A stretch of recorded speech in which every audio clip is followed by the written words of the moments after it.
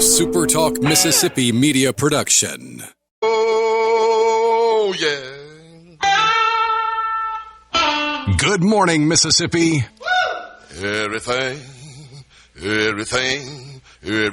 gonna be all right this morning.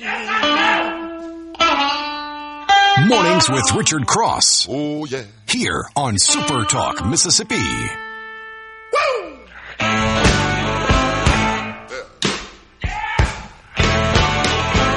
Now, when I was a young boy, at the age of 5, my mother said I was gonna be the greatest man alive. Hey, good morning. Welcome in. It is Mornings with Richard Cross on SuperTalk Mississippi, streaming at supertalk.fm, SuperTalk TV, of course on your SuperTalk Mississippi radio stations all across the state of Mississippi. Thanks for joining us. Thanks for being with us. Thanks for making us part of your morning. Shows presented every day by Community Bank, online at communitybank.net, rooted in our community alongside Lance Tolbert. I'm Richard Cross. Lance, good morning, sir. Good morning, RC. Happy Wednesday, man. Middle of the week, hump day. Yeah. Yeah, man. It's a Masters Just clipping week. along. Yeah, you got the right colors on. You know, that kind of matches up with the azaleas and what's going to happen this weekend. I know you'll be tuning in. I started to pull my Master's coffee cup this morning, but I decided to hold that until tomorrow. I didn't see it. Yeah, you weren't sipping on it this morning. Would have been premature. Yeah. We got these coffee cups are like artwork that our kids have done, and then you can get them on coffee cups. I don't know. Cool thing. So, they're good coffee cups. We digress right out of the gate. Love for you to join the conversation this morning on the C Spire text line, 601-879-4395, 601-879-4395. Right now at C Spire, new and current customers can get a free phone, watch, and tablet, plus 100 gigs of data for just $90. There's more to see. Visit cspire.com today. Gorgeous day in the making. Corinth, going to be mid-70s today. You might get to the low 80s in Corinth. Low tonight around 50 degrees. Partly cloudy to overcast possible. Light winds. Breezy out of the north and northeast. Low precipitation to maybe no precipitation chances. Pleasant and comfortable. It's kind of what it's been like the last couple of days. Maybe a little chilly out of the gate. A little chilly through the morning. But by the time you get to about lunchtime, nice. And that's what it's going to be like in Clarksdale again today. A mix of cloud and sun, a mix of sun and clouds.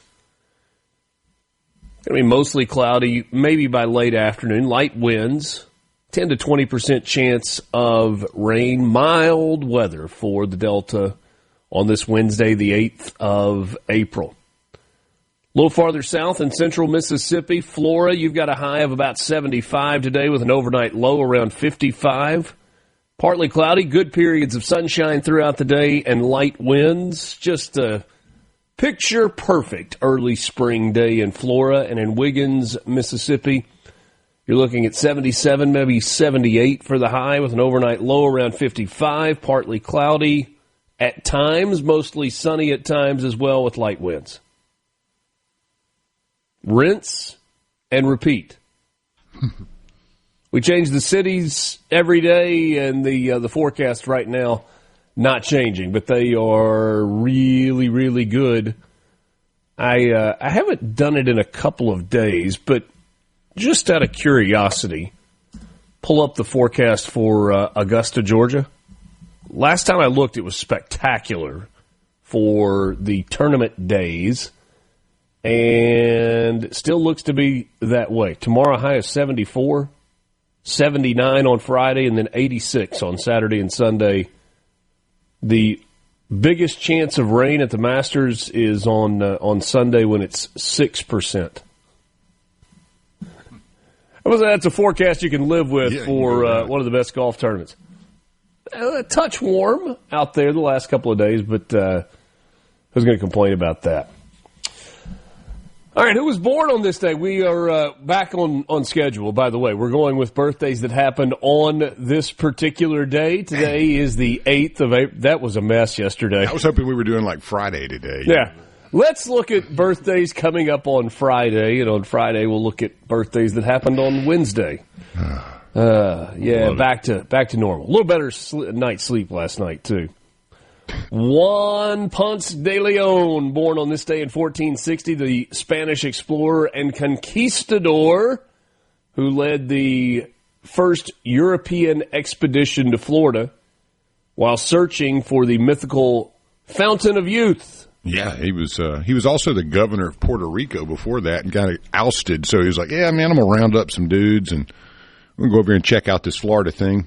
We're going to go for a ride on a boat. Yeah, the king gave him permission. So, the second attempt, though, he was, the first attempt at a colony failed. And the second one, he ended up getting shot in the leg by some Calusa Indians and retreated to Cuba, where he later died. So, didn't find the Fountain of Youth. No.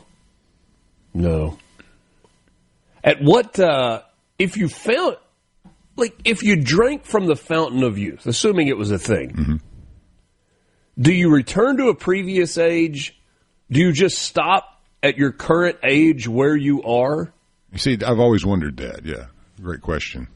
Is there like a keypad where you can punch in the age that you want to rest on? Yeah, I'd go back to 21. Let's go back to that. Would you? Yeah, let's start there. If it's Fountain of Youth, do you age after you drink it at all? Do you got to go back to the well? Well, I would assume that you maintain your youth. Yeah, don't know. We have never found it. All right. Question, C Spire text line, 601-879-4395. Assuming there actually was a Fountain of Youth, what is the age? And assuming that you could choose the age, what would it be? Let me read it. 27. Just so you had some life experience. Okay. A little haggardness. Didn't look like a baby just woke up. Yeah. You're taking more serious. Might have made enough mistakes along the way to have learned from a few of them. Yeah, exactly. Like 27 seems to be that golden, perfect. 27, 28, maybe. Yeah. I got to think on that. I'm not even sure I know the answer to that. You could just kind of pick the age. Mm-hmm. Mary Pickford was born on this day in 1892, the Canadian-American silent film actress, producer, and co-founder of United Artists. Turned into a big agency. She was known as America's sweetheart, one of the most powerful women in early Hollywood. She also was the first Hollywood millionaire. Really? 1916. Yeah. Male or female? Yeah, first millionaire in Hollywood, 1916. And she was a big silent film era, right? And parlayed that into as you said, United Artists. That's kind of a big deal. No doubt. Melvin Calvin was born on this day in 1911. Seems like he was a pretty smart guy. A biochemist that won a Nobel Prize in chemistry for discovering the Calvin cycle, the chemical pathways of photosynthesis. Something that every single kid studies in school and learns. And Betty Ford was born in 1918, passed away in 2011. The First Lady spent 1974 to 1977 living in the White House. Advocate for women's rights, breast cancer awareness, and founder of the Betty Ford Center for Substance Abuse Treatment. Kofi Annan was born in 1938, the Ghanaian diplomat who served as the 7th Secretary General of the United Nations. He was in that role from 97 until 06, and a co-recipient of the 2001 Nobel Peace Prize. How about John Schneider, still with us, born in 1960. Love it. You might know him better as Bo Duke, Luke's brother, from the Dukes of Hazzard, turned 66 in 2026. Just some good old boys. Yeah, and you'd think, you just hadn't seen him much, but he had a country music career a little bit, and yeah, and with Tom Wumpet, with the other guy, Luke Duke, But I always loved Bo, man. He was the guy. Robin Wright was born in 1966, the actress and director iconic for roles in The Princess Bride, Forrest Gump, and House of Cards. Turned 60 in 2026. I did not realize that Robin Wright was Jenny in Forrest Gump. That's right. When I was watching House of Cards. Mm-hmm. I assume you watched that series, didn't you? House of Cards? Yeah. I don't really watch series very much, so no, I never really got into it. Oh, really? Yeah, probably. That feels like one that would be up your alley, Good. Lance. Yeah, I need to. I've a lot of heard conspiracy about it. theory. Yeah, I need to get me some more conspiracy theory. A lot of politics. A lot of shenanigans. I like shenanigans. Coercion. Julian Lennon, the musician and singer-songwriter, eldest son of John Lennon, was born on this day in 1963. Couple of hits, 63 years old. What happened on this day? What are the news headlines? We've got those for you coming up next. It's Mornings with Richard Cross, SuperTalk, Mississippi, alongside Lance Tolbert. Glad to be with you. We're back right after this. Yeah, we're gone country. The whole world's gone country.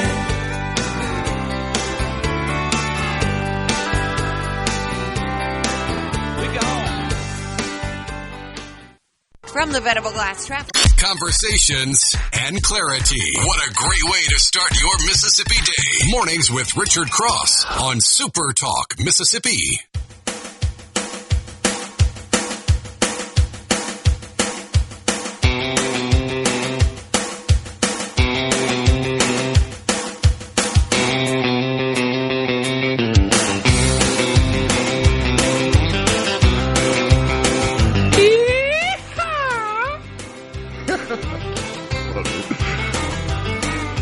You like that? Nailed it, man. Good morning and welcome in. It is Mornings with Richard Cross. If you just have the alarm going off and you're waking up, it's going to be a great day. Get up, enjoy it. Already up and crushing that first or second cup of coffee. Good for you. We hope you have a spectacular Wednesday on this 8th of April. Some interesting things happened on this day in history. In 1820, the famous ancient Greek statue known as Venus de Milo, the Aphrodite of Milos, is discovered in pieces on the Aegean island of Milos. It is later reconstructed and becomes one of the most iconic artworks housed in the Louvre. In 1838, Isambard Kingdom Brunel's innovative steamship. That's a name? Isn't it? I mean, that's a tongue twister. Isambard Kingdom Brunel. His innovative steamship, the Great Western, begins its maiden voyage from Bristol, England to New York, helping pioneer regular transatlantic steamship travel. I guess you just don't have the sail anymore, and you got the steamship. I mean, this dude had to have made a fortune off of that. Goodness gracious. You would think. I mean, never heard of his name, though. I mean, Isambard? That's a new one for me. That is... Do you think that's what people called him? I mean, I hope not. Or was he a nickname guy? Yeah, he had to have a nickname. I mean, Kingdom is not much better. You're going to call him King? Or Dom, I mean, do you just Dom like short Brunel? it to... Do you just become like King Brunel? Mm-hmm. So I'm thinking either Dom or King Brunel. The American Museum of Natural History opens in New York City on this day in 1869, quickly becoming one of the world's premier institutions for natural science, anthropology, and education. I'm just going to tell you this. I'm not a big museum guy. It's not, like, I think they're cool. I think they absolutely are worthwhile and have a place.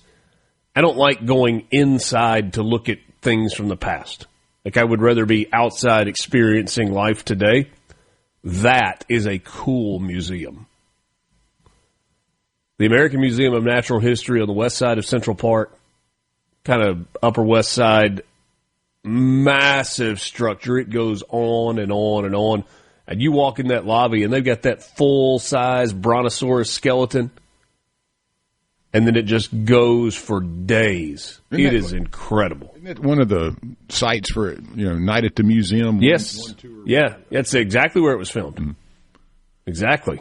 You can't forget that big dinosaur skeleton. I mean, it kind of comes to life in the movie. Yeah. It's pretty wild.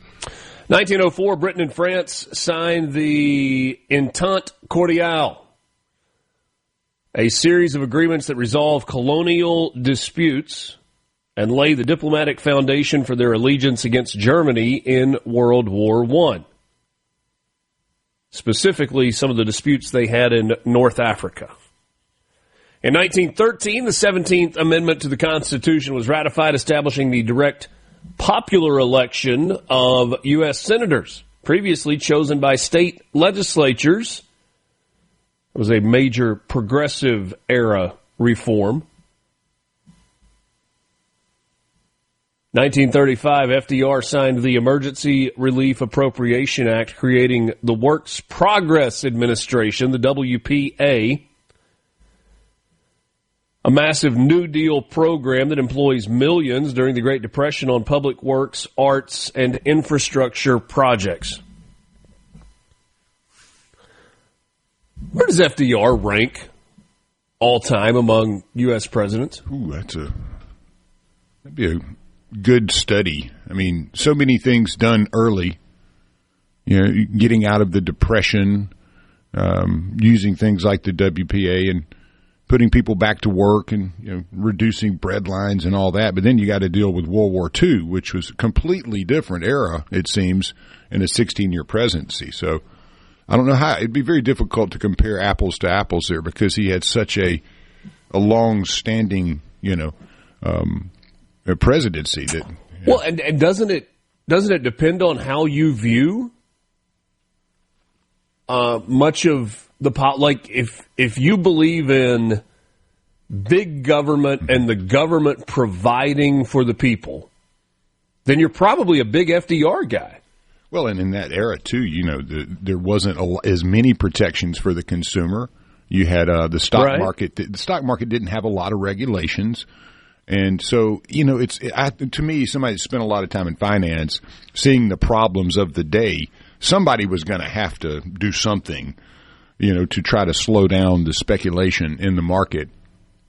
Yeah. Because that's what really, drove the Depression, if we want to be honest. There's many other components. But so the heavy-handedness early, I don't know if we would say it was necessary to solve the problems we had, or if it was really, as you said, kind of the way he went about it. The public works programs and just so many of was that what the United States had to have to get back on track, or was there another way to do it? Because you laid the groundwork for big government. Mm-hmm. Big government. That, in a lot of ways, has not gone away even today. That's and the starting point. Bigger and bigger and bigger. I agree. That was the so do you blame FDR for that, or you say it was going to happen inevitably and he actually pulled you out of a rut? I don't know. I think it's a great question. 1974, Hank Aaron of the Atlanta Braves hit number 715, breaking Babe Ruth's long-standing all-time Major League Baseball record in a nationally watched moment that carries deep cultural significance. It was incredible. Yeah, Duke can hit, man. Incredible. 1975, Frank Robinson of the Cleveland Indians becomes the first black manager in Major League Baseball history, debuting as a player manager and breaking another barrier in American sports. Finally, in 1983, David Copperfield makes the Statue of Liberty disappear in a televised spectacle before a live audience, one of the most audacious magic illusions of the modern era. Don't ask how he did it. Yeah, I have no idea. All right, time for some news headlines with you on this Wednesday morning. Glad to be with you. 50 years later, one of Mississippi's first independent bookstores is still standing and maybe stronger than ever. Lemuria Books in Jackson. Not only a Jackson staple, but one for the state of Mississippi. On Saturday, they will celebrate that 50th anniversary. with an all-day party taking place at Cathead Distillery in Jackson to honor the past and the continued impact that Lemuria has in the area. The headliner is Bluesman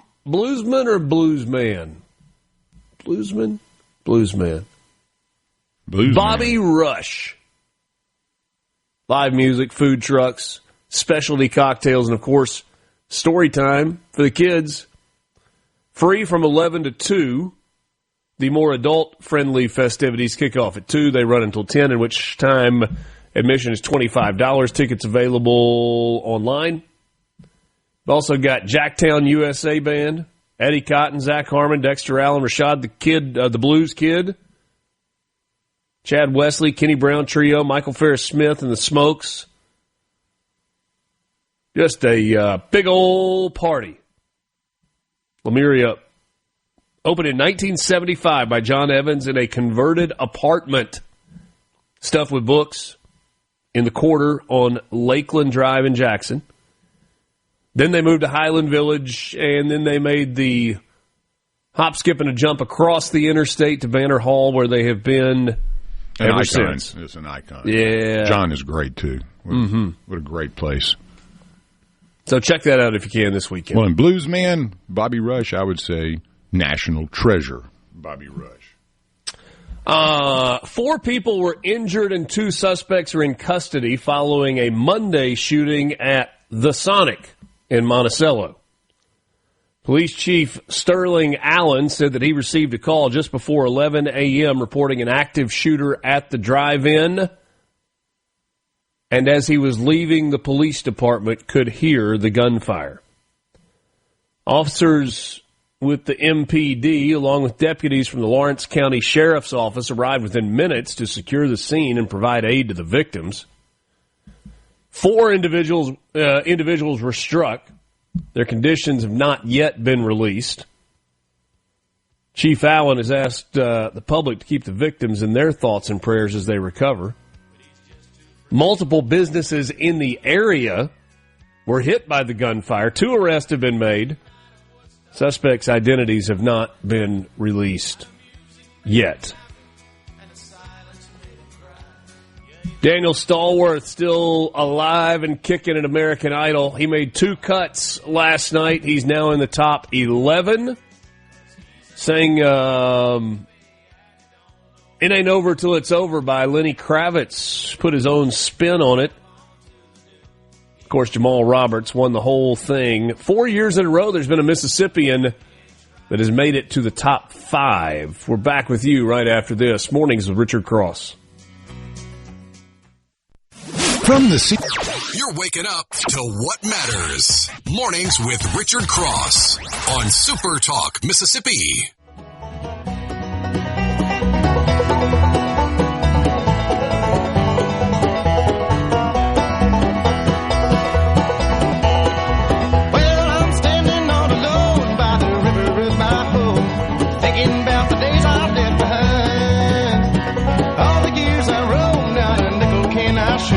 And the river helps to ease my worried mind.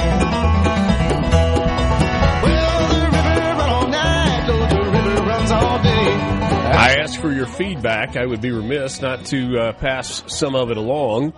You can join the conversation on the C Spire text line at 601-879-4395 in our birthdays remembrance. We were talking about Juan Ponce de Leon, who was in search of the Fountain of Youth. We asked the question, how far back does the Fountain of Youth take you? Do you get to pick the age? And if you get to pick the age, what would you pick?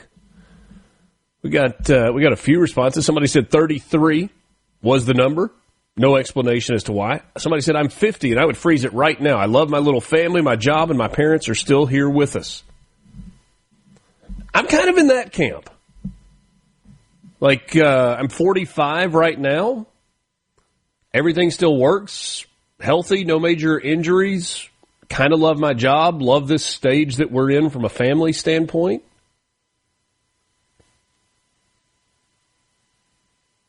Relatively good health for parents on both sides. Cece in Senatobia says, he goes with a different tact. He says, man, no. 12 years old and hitting dingers at the Little League Park, all meals prepared and no bills. Are you kidding me? Probably 25 for Paul. He says, well, I know what I know now and just have a younger body. If so, maybe 21. That's where I was thinking. I mean, if I had all of the experience that I've accomplished and put under the belt, and then you go back to 21 in your looks, but keep everything else. You know? That seems like it would be unfair. I think the fountain of youth is a little unfair to begin with. So I said 35, so I could be president if I wanted to. Mm-hmm. Yeah, the whole if I know everything that I know now when I go back, I mean, that is a game changer. Because if you know everything that you know now and it hasn't happened yet, then you're like Biff in Back to the Future. We got even a great one from the 662. I mean, 7 more years of college, you know. So, yeah. I mean, that was fun times. Yeah. If I could be a starting pitcher and never get tired, I mean, think of that. No pitch count. You just say, Coach, I got this. You're always on. I hit the fountain of youth, Coach. Good, man. Bring me a little shot of that while you're at it, you know. The Mississippi Department of Human Services, Office of Inspector General, Division of Investigation, announced a Lauderdale County resident has entered into a plea agreement following an MDHS investigation into welfare fraud. Natisha Forrest of Lauderdale County entered a plea agreement with the DA on March 16th. It was related to fraudulent receipt of public assistance benefits. She had improperly received $36,860 in SNAP benefits by failing to accurately report her household composition and household income. MDHS recovered a little over $5,000 of the original nearly $37,000 claim before the court proceeding concluded. 3 years of probation, fines, fees, and restitution of $32,885.88 in the plea agreement. And finally, in your news headlines, the IHL is holding a listening session, though maybe not for the things that you would like them to listen to. A listening session as it searches for the next president at the W. Students, faculty, staff, alumni, and community stakeholders will soon be able to weigh in on the qualifications and qualities that they want to see in candidates for the next president at the Mississippi University for Women. Board of Trustees for IHL announced on Tuesday it will host a pair of listening sessions on April 14th as they search for a new president of the roughly 2,400 student public university in Columbus. Those will be held at 11 o'clock and 2 o'clock in the Cochran-Limbert Assembly Room inside the Thad and Rose Cochran Hall on the MUW campus on April 14th. They will be live streamed and comments may be submitted online. Of course, Dr. Nora Miller has announced her retirement for later this summer. Those are your news headlines this morning. Yes, there certainly is a big one as it pertains to global politics. We'll get into that to begin the 7 o'clock hour. Let's go to the baseball scoreboard as we give you a sports update on this morning. It is brought to you today and every day by Pearl River Resort. Online at pearlriverresort.com.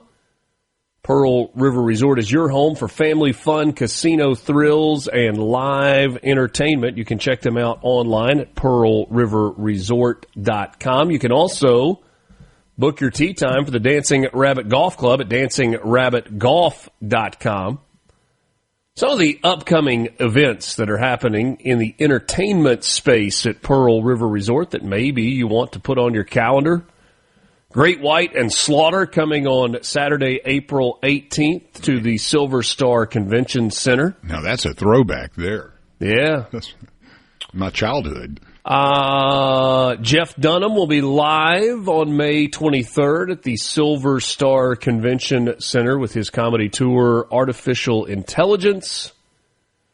Gabrielle Fluffy Iglesias coming on August 15th. You can get your tickets for all of those events online at PearlRiverResort.com. Midweek baseball sometimes jumps up and gets you.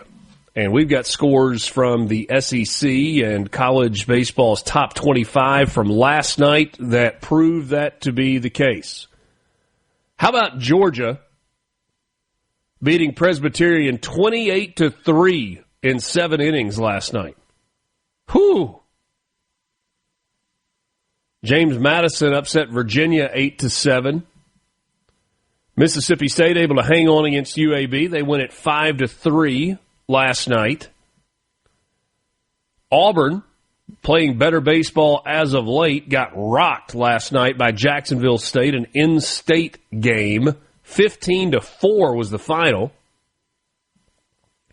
Southern Miss broke a 2-2 tie late with a victory 3-2 over New Orleans. Excuse me, had to sneeze there. Sorry for the interruption. Florida beat Florida State 4-3 last night. Ole Miss was an 11-1 winner in 7 innings over Alcorn State. The Rebels will host LSU this weekend. LSU suffered another home loss last night, 10-7 to Bethune-Cookman. Some interesting scores from around college baseball last night. See if there are any other SEC. You said LSU upsets. lost the Bethune-Cookman game? Yeah, Bethune-Cookman got them. Yeah, they didn't. There were several on there that the records were so bad they don't even put them on ESPN. I'm like, oh, they'll beat them. They'll be a 12-runner. No, sir. Nope, didn't happen. Kentucky beat Louisville in an in-state rivalry game. College of Charleston knocked off South Carolina last night. Missouri beat Missouri State. That's the same Missouri State team that beat Arkansas in midweek play last week. So those are some of your results. We're about a dozen games into the Major League Baseball season. A lot of baseball still to play, another 150 games. But if you take a peek at the very early standings, you see the New York Yankees off to an 8-2 start. That is the best record in baseball, almost. Dodgers have got one more win. So the Yankees are on top of the AL East. Cleveland leads the AL Central, and the Texas Rangers just barely in front of the Astros by half a game in the American League West. In the National League, the Mets have a half a game lead over the Braves. Mets have won 4 in a row. The Cincinnati Reds have won 5 straight. They are tied with the Brewers for the lead in the Central, both at 8-3. And the LA Dodgers, shockingly, are good again. They've won 8 of their last 10, 5 in a row, and they are 9-2 to start the year. Already a 4-game lead out west in the National League. So, just some early check of the standings in Major League Baseball. We got a lottery update coming for you, coming up in just a couple of minutes. Brad White, Executive Director of the Mississippi Department of Transportation, MDOT, going to join us at 7:20 this morning. Also, we will check in with Drake Bassett, President and CEO of Palmer Home for Children. We don't do it every month, but we try every month or two to get an update from what's going on at Palmer Home as we look forward toward July 16th and our 14th annual Palmer Home for Children at Radiothon. We'll do that to begin the 8 o'clock hour this morning. Your messages coming in on the C Spire text line, 601-879-4395. Debbie in Ocean Springs says, I think the fountain of youth keeps you young, not makes you a certain age. Yeah, Debbie, that was the question, though. How young? Like, does it take you back to childhood? Is it adolescence? Do you get to pick the age? Is there like a keypad right outside the fountain of youth where you punch in the number that you want to be? I don't know. All right. Mornings with Richard Cross, SuperTalk, Mississippi. We're back with you right after this. From the Venable Glass Traffic. Mississippi, where you heard it. You tell them. I know you heard it. Right here. Mornings with Richard Cross on SuperTalk, Mississippi.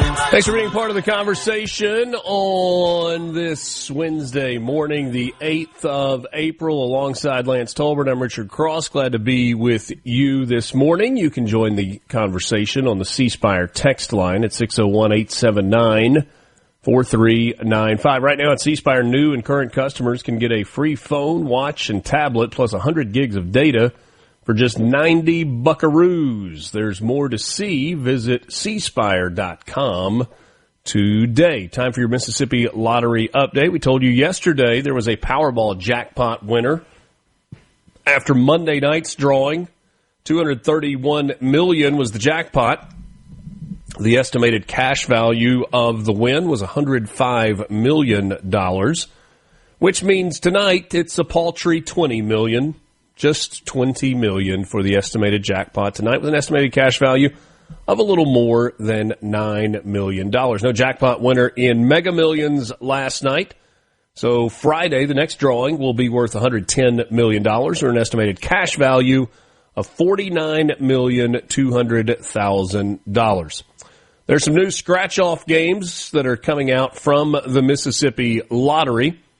Play Double It for a shot at $20,000, money bags for a chance to win $100,000, or go big with the new 50X ticket featuring multipliers up to 50 times and top prizes of $500,000. Download the Mississippi Lottery app to track winning numbers, check your tickets, see the latest bonus promotions, and enter non-winning scratch-off games into the second chance promotional drawings. Congrats to all the winners. You had a big crew in Cash 4. Laurel, Starkville, Rienzi, Lexington, Slidell in Louisiana. All won $2,700 on tickets from a variety of lottery retailers. A Columbus woman won a top prize of $20,000 on a ticket from Union Stop in Columbus on a $2 Emerald 8s scratch-off. That's a good day. You dropped a couple of bucks on an Emerald 8 scratch-off, and to be honest, you don't really expect to win anything, and then boom, $20,000 into your pocket. That would be nice. Check them out online, mslottery.com, the Mississippi Lottery. Told you just a moment ago, we've got Brad White coming up. We'll get an update from MDOT. What are the projects that they are working on right now? We'll get a recap of the legislative session from the perspective of MDOT. Talk about that new revenue stream that is in place, was put in place by the big, it was House Bill 1 a year ago. I don't even know how you describe that. Major tax reform bill that reallocated resources in a number of different places, created a guaranteed revenue stream for MDOT, a guaranteed funding stream for MDOT and its projects going forward. There are a bunch of projects not only in the works, but also on the drawing board for Brad White and his team at MDOT. So we'll get into that coming up this morning with you. Somewhat of an update from the ABC fiasco. A shortage of alcohol for package stores, bars, and restaurants continues after lawmakers failed to pass an emergency measure to allow businesses to bypass the state's alcoholic beverage control warehouse and buy directly from distributors. I think we can all admit that there probably were some flaws in the thinking of that. However, the government remains in the alcohol distribution business here in the state of Mississippi. You may remember a report back in March, or I guess a hearing back in March, in which the commissioner of ABC talked about the role that the third party, Ruan Transportation, plays in this. They implemented a new software system that was incompatible with the old conveyor belt system of loading cases, so they shut down the conveyor belt system and went to the pick and pull system. Currently, ABC is about 170,000 cases behind in terms of their backlog.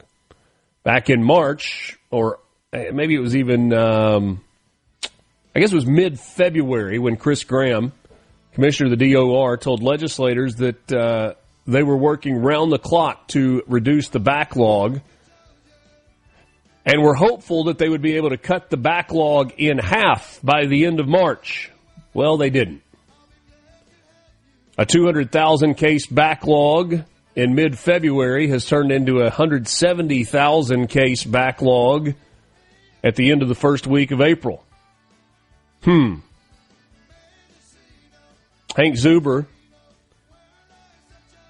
one of the legislators involved in the questioning, sampled some himself. He said, I went to 2 restaurants myself personally yesterday, last night, to see what inventory was like. One restaurant had no vodka. The other had very limited wine selection.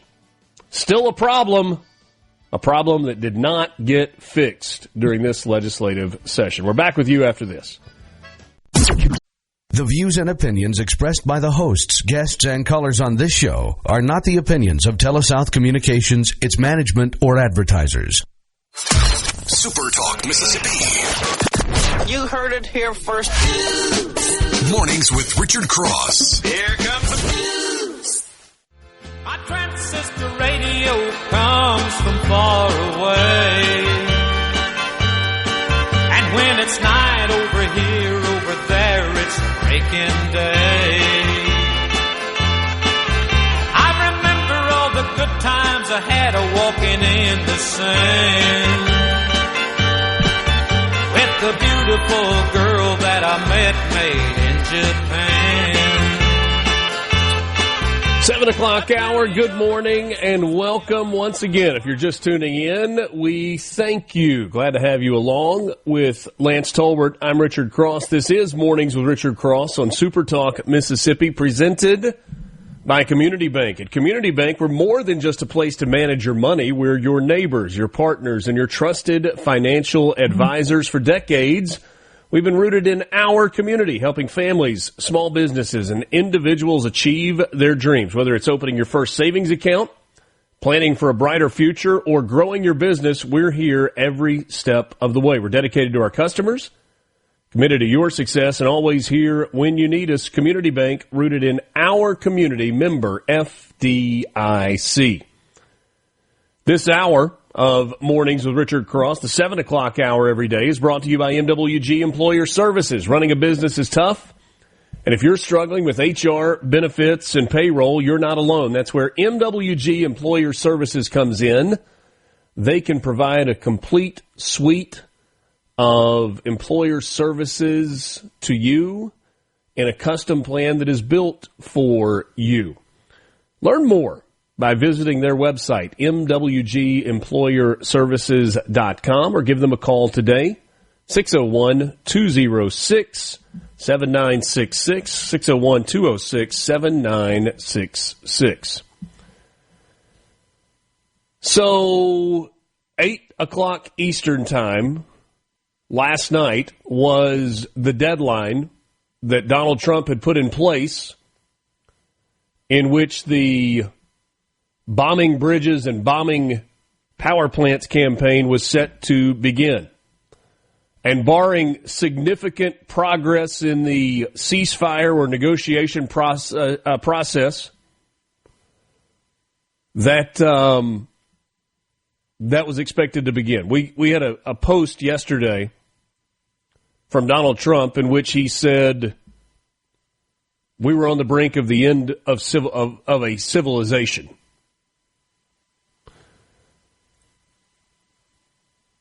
Detractors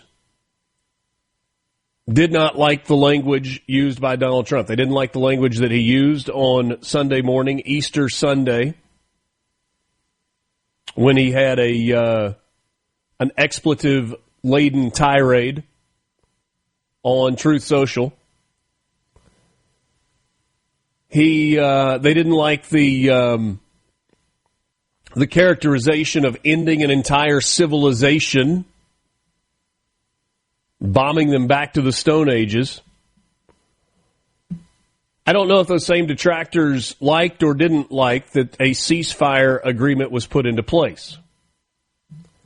Iran's National Security Council says that it has accepted a 2-week ceasefire in the war. Its statement said it would negotiate with the United States in Islamabad beginning this Friday. From the Supreme National Security Council, quote, "It is emphasized that this does not signify the termination of the war. Our hands remain upon the trigger. And should the slightest error be committed by the enemy, it shall be met with full force." President Trump, late yesterday afternoon, said he's pulling back on his threats to widen the attacks on Iran. Says that includes an array of bridges, power plants, and other civilian targets, subject to Iran being ready for a 2-week ceasefire and to reopen the Strait of Hormuz. Earlier yesterday, this was the post that I was talking about. Quote, "A whole civilization will die tonight, never to be brought back again," if Iran failed to make a deal yesterday.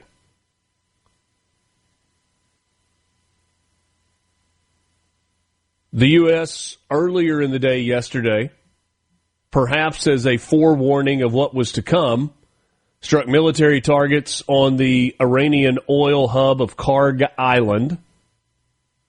The attack marked the second time that the island had been targeted. Israeli warplanes were striking bridges and railways in Iran.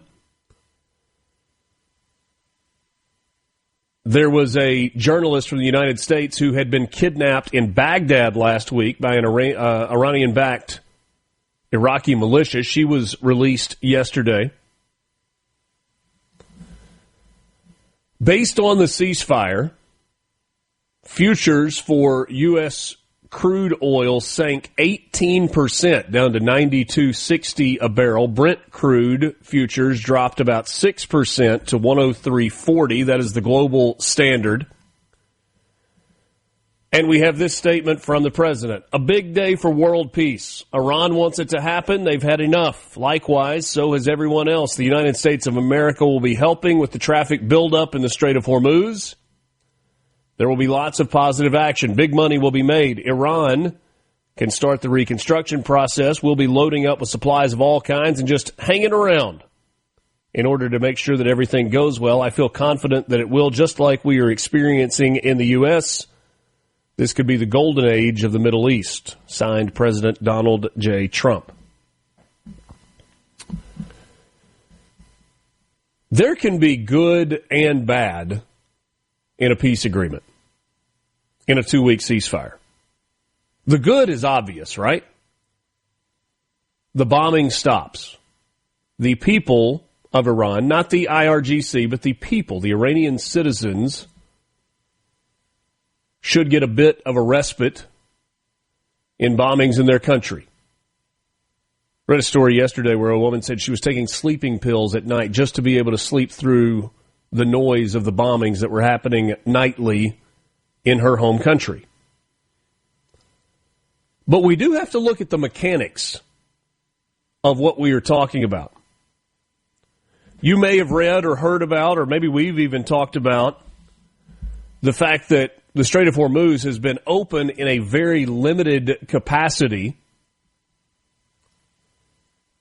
and Iran has been charging as much as $1 million a ship, reportedly, for passage through the strait. There's one thing that really stands out, though, in that particular story, and that is that the currency being used to pay for those passages, those allowed passages, has been the yuan, the Chinese yuan, Y-U-A-N. Whereas previously, it's been the American dollar that has been the currency that has been used in global oil trade. So, what are the concerns? We stop bombing Iran. Israel stops their attacks. Iran gets to breathe for a moment. What is Iran going to do in this 2-week breathing period? Are they just going to sit on their hands? Or are they going to use this time to try to stockpile and reload some of the weaponry that they have expended over the last 6 weeks? We know that their weapons stockpiles have gotten extremely low, and we know that based on the fact that they're not shooting as many missiles. They're not firing off as many drones as they were in the early going in the war. Iran and Oman, who shared that body of water, the Strait of Hormuz, as their territorial waters, those are the two countries that are collecting the fares. There's nothing in the announcement from Trump that says that the fares are illegal. They have effectively put in a toll booth in the Strait of Hormuz. That was a free passage body of water prior to this conflict. So Iran is going to be collecting money for the use of the strait. It is being exchanged in Chinese currency. And oh, by the way, there are reports that the ultimate capitulation by Iran, if that's what we want to call it, was encouraged by China. Why would China encourage that? It's not because they care about the Iranian people. It's because it is in their interest, right? They need oil to flow through the strait. They need LNG to flow through the strait so that their economy doesn't spin out of control. And they have been helping Iran, and so it sounds as if they were able to lean a little bit on Iran. So, while yes, there is good that the bombing appears as if it is going to stop, and by the way, my confidence in that, and my guess your confidence in it stopping for an extended period of time is fairly small. Feels like the United States made some pretty significant concessions. From the Venable Glass Traffic. Check this out. Now, what can be offered to you? Mornings with Richard Cross. Information. Super Talk, Mississippi.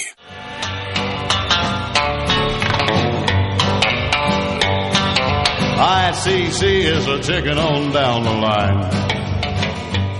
Well, I'm a little overweight and my logbook's way behind. But nothing bothers me tonight. I can dodge all the scales all right. 6 days on the road and I'm gonna make it home tonight. Perhaps some answers to some of the questions we were asking just a moment ago.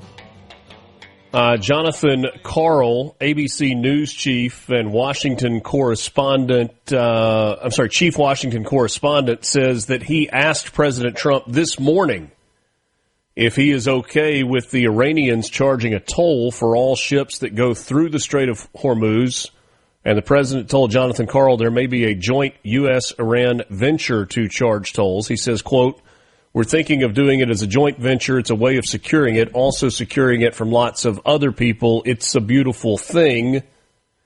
And has also said that the United States will work closely with Iran to make sure that there is no enrichment of uranium, saying that the United States will, working with Iran, dig up and remove all of the deeply buried nuclear dust.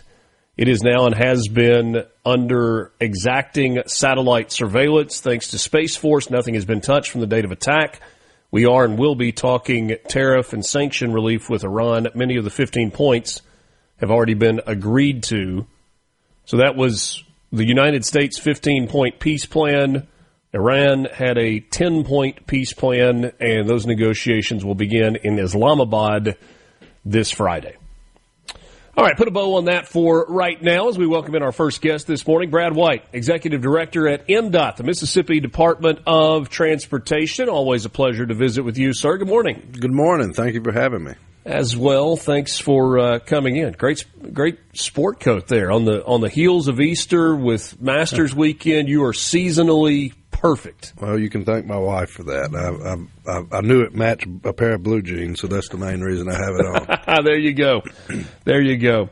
Let's rewind a year to the legislative session and House Bill 1 a year ago, where we had the elimination of the state income tax and we had the gas tax that was going into place, and there was going to be a revenue stream that was dedicated to MDOT.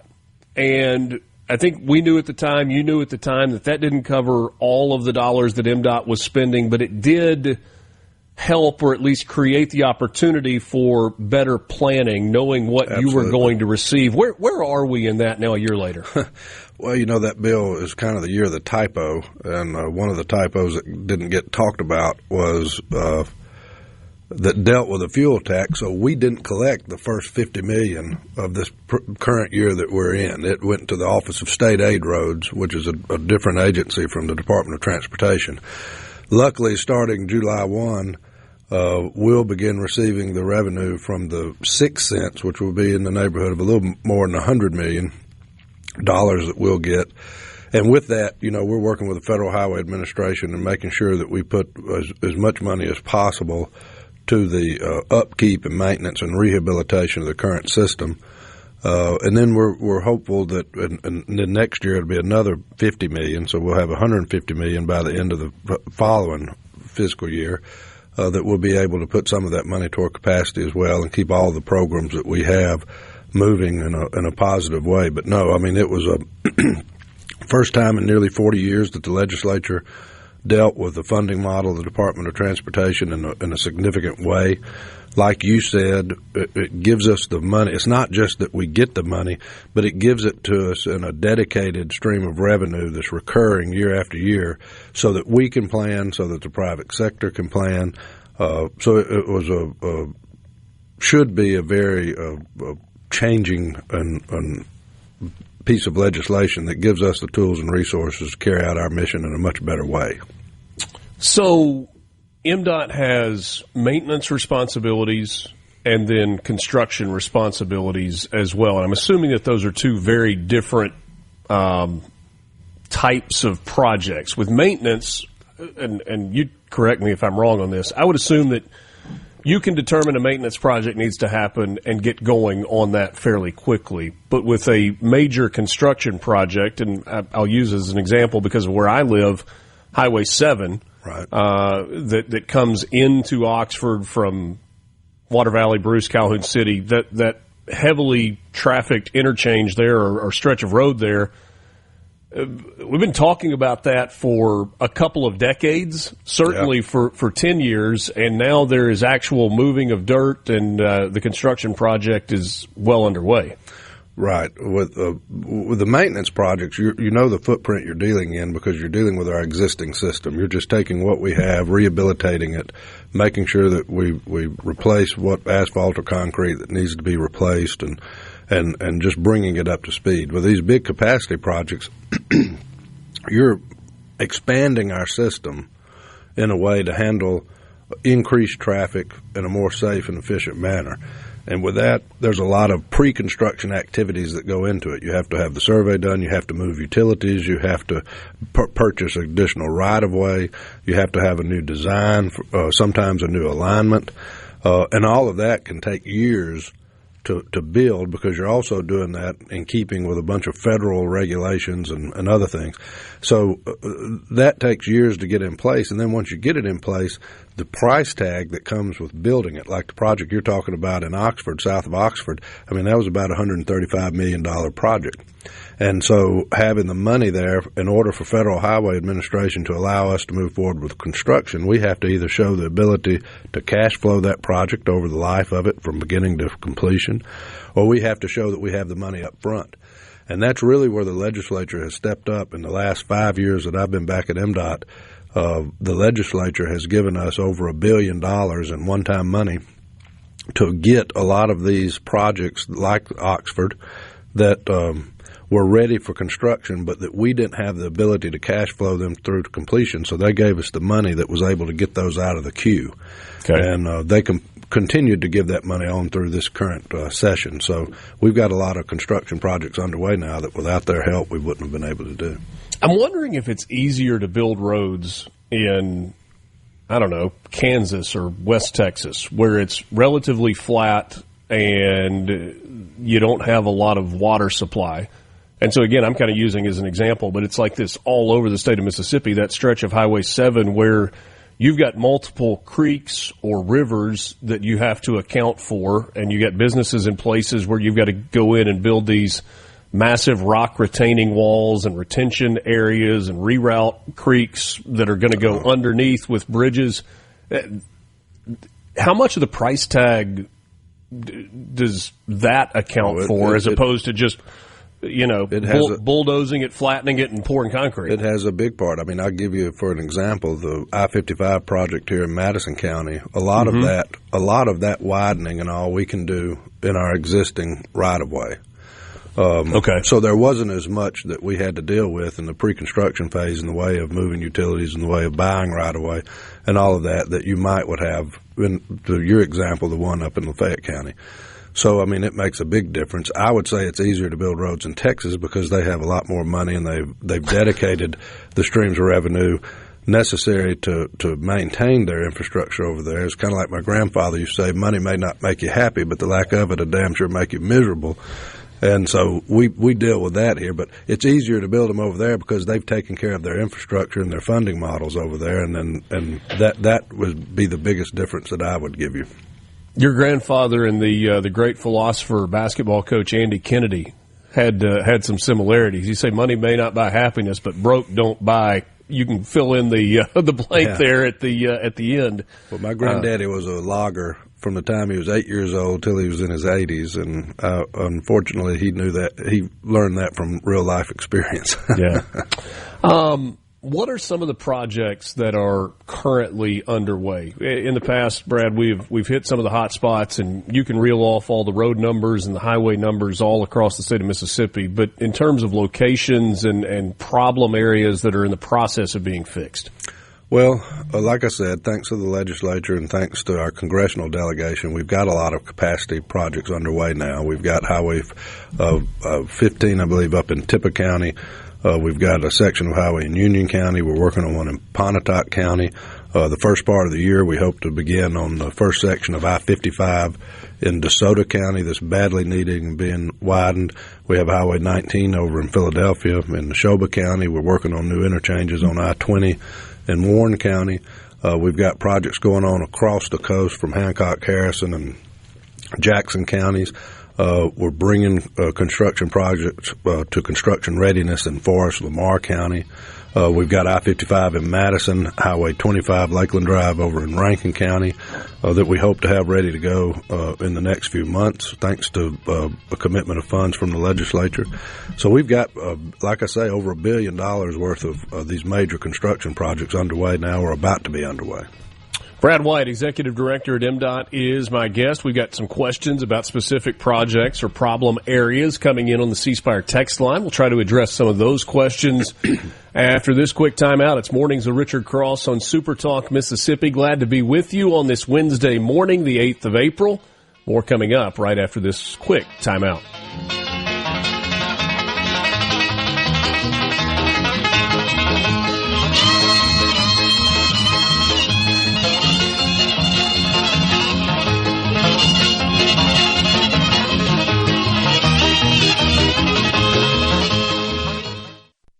From the Mornings with Richard Cross is brought to you by Covington County Hospital in Collins, where your health matters. Mornings with Richard Cross. The monitor switch lets you hear breaking news. Super Talk Mississippi.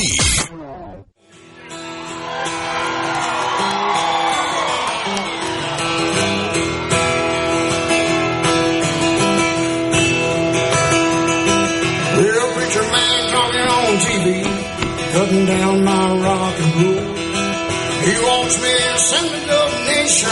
He says he's worried about my soul. Glad to be with you on this Wednesday morning, middle of the week. Today is April 8th, 2026. Brad White is my guest, Executive Director at the Mississippi Department of Transportation. I mentioned before the break, we've got a number of questions that are coming in on the C Spire text line. You can send yours at 601-879-4395. I'm going to ask you a general loaded question first, though. What do you think about roundabouts?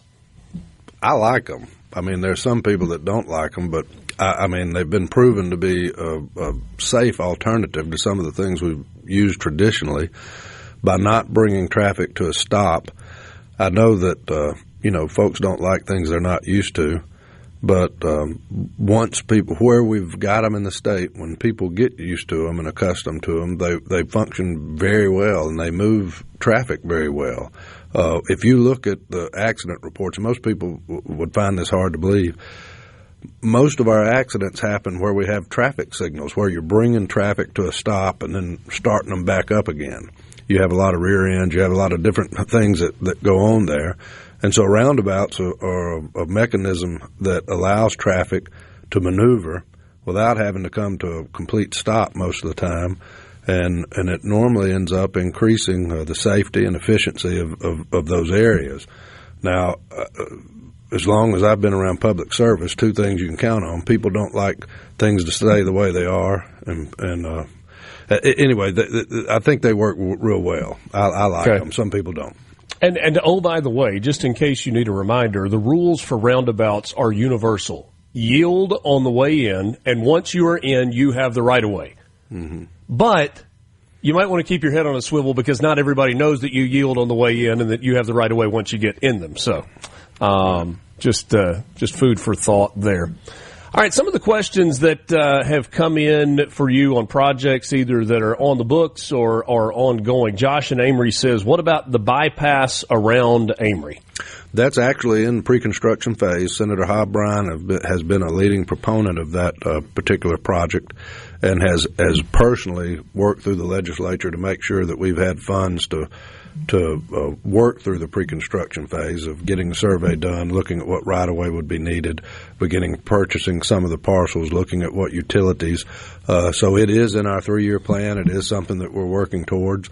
It's just in that time of a project's life that you and I were talking about in the previous section that sometimes can take years to try to get from the beginning to the end of that pre-construction area where you get things ready to go and to build it. What about Highway 18 south of Brandon? I think the legislature gave some money to that for an overpass. I know that it's something that's been looked at because of the high traffic volumes there. With the new funding that came through this legislative session, I would have to look and see what would be the next phase on that. Okay. Question about way stations. I remember as a kid when we would go on trips, you would pass a way station and there would be 18-wheelers, tractor trailers that were lined up for their opportunity to pull onto the scales and weigh, and then hopefully they could be on their way. It feels like more of those have signs that say not open or closed than are actually open. Is that anything state-related or is that all federal? I'm not sure. Back in 2021, the legislature moved all of that segment of law enforcement that was with MDOT to the Department of Public Safety. So we're no longer in charge of the way stations or any of that segment of the law enforcement community. So I'm not sure what the deal is there. Are those generally used the way that maybe they have been in the past? I don't know. Okay. They moved them. The law that moved them to DPS came in effect the day I came back as executive director. So I never dealt with law enforcement at MDOT since I've been director. So I'm afraid I just don't really have any knowledge or experience with that. That's fair. Somebody says, please don't put any roundabouts in Ripley. Our drivers are still struggling with 3 lanes, the 3 lanes that have been there for 20 years. So Johnny is curious if there will ever be a bypass for West Point. I'm not sure. I mean, here's the thing you've got to understand. Vision 21 was a piece of legislation the legislature passed in 2001, and it became a needs-based way of identifying these types of capacity projects where you needed to build a bypass or turn a 2-lane into a 4-lane or a 4-lane to a 6-lane, et cetera, in order to move traffic safer and more efficiently. That list of projects that have been identified around the state, much like the one that Johnny mentioned, they total in about $9 billion worth of projects. The last time I looked, that cost has probably gone up since then. Well, because of our lack of funding for years, you had over a decade of time that the commission had to put all of our money toward the maintenance and rehabilitation of our existing system at the cost of not doing these big capacity projects. Luckily, thanks to Roger Wicker, we got an extra $1 billion in the last reauthorization of the Federal Highway Administration, which allowed us to restart that program. And then thanks to the legislature and the governor, they've put over $1 billion into that program. So only in the last 5 years have we seen a resurgence in the program that's designed to tick away at those types of projects. But the list of projects that are needed are just a huge backlog. So I'm sure that there are identified needs around the state, just like the one that he's mentioned in West Point, that need to be built. It's just going to take us a little time for the money to allow us to get to all of them. I know we've talked about this in the past.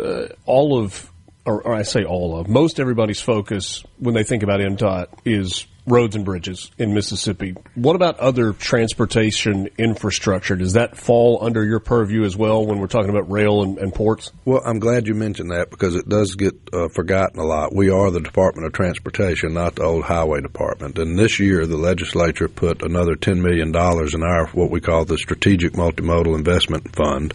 And through the two different funds that we operate, we try to support rail, waterports, public transit, airports in their investments and then try to give them some state funds that allow them to draw down federal funds to make these types of improvements and to be sure that we're investing in our transportation system from a holistic standpoint.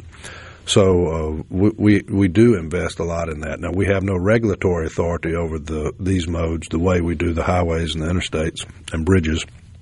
But we do serve as a conduit to try to get them the funds necessary for them to be able to get the federal funds to make the improvements that they need in their particular situation.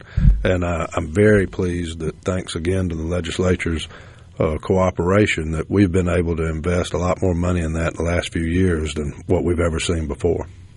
Brad, we know that one of the key points of focus for Governor Reeves has been economic development projects, and we've seen a massive number of those come into the state, well over $20 billion, maybe over $30 billion in total at this point.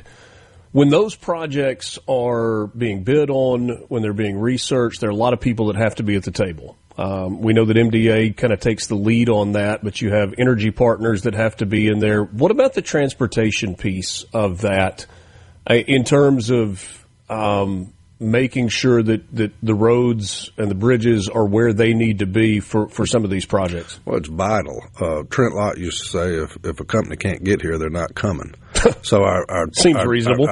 Our infrastructure is vitally important, and I think Bill Cork does a phenomenal job leading the Mississippi Development Authority, but we deal with them on almost every single project that they have that comes up because the people coming here, they have to get their people in and out, and they have to get their goods in and out. And so all that requires an investment in the highways and bridges and infrastructure around them. And so we're very involved with the Mississippi Development Authority on most all the big projects that they have. I mean, it was not an accident where Nissan located. It was not an accident where Toyota came. There was a huge investment made into the highways and infrastructure around Toyota back years before with Governor Barber. And the same exists today. Transportation, I mean, we are a core function of government. And all the rest of what we do rides on the mission that the men and women of the Department of Transportation carry out every day. And so it's a huge part of economic development. But, you know, I always point out it doesn't matter how much money the state wants to put into education if the school buses can't cross the bridges on the way to the schoolhouse. Yeah. And it doesn't matter how good your health insurance is if the ambulance can't get you to the emergency room when you need it. So we are a core function of government, and luckily we can normally convince a majority of the legislature that that's worthy of a proper investment. When one of those projects comes along, if new roads have to be put in, does that come out of your normal budget, or is that special money that's allocated at the time? Generally, that's part of whatever package it is that the legislature passes at the time. I mean, they incorporate all of that in what they do, and then they give us the funds to do it. Otherwise, I don't know that we would be able to do it. Sure. Always appreciate your time. Thanks for coming in studio and kind of giving us an update this morning. Look forward to visiting with you again soon. Take care. Thank you. Brad White, Executive Director at MDOT, the Mississippi Department of Transportation. A lot of projects in the works currently, a lot of projects on the books as well. We're going to take a time out. When we come back, we will wrap up the 7 o'clock hour of Mornings with Richard Cross. Drake Bassett will join us to start the 8 o'clock hour from Palmer Home for Children. Glad to be with you. We're back in just a moment. MRC on this Wednesday morning. Just me. Ever walk the streets of Bakersfield? From the Venable Glass MRC. Mornings with Richard Cross. Let's get on with the show. Check it out. Super Talk, Mississippi.